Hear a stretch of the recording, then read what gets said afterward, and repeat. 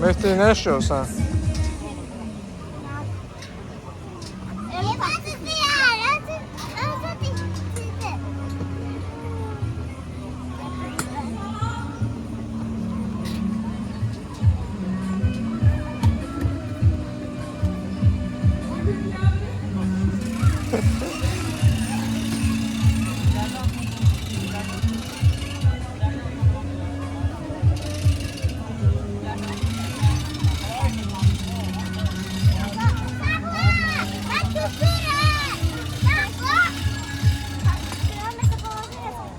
Gedək balıqlara baxaq.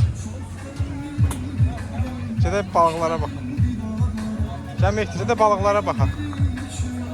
Tərlədiniz siz. Gəl balıqlara baxaq. Balıq tutaq.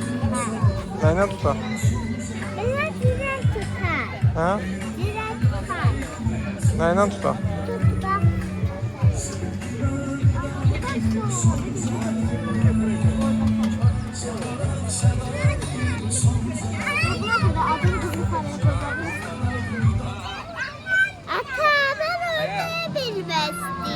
Ördək? Hansı ördək? Ona stil yatar. Onu sürə biləcəksən, hə? Hə. Gedək, gedək. Gəl.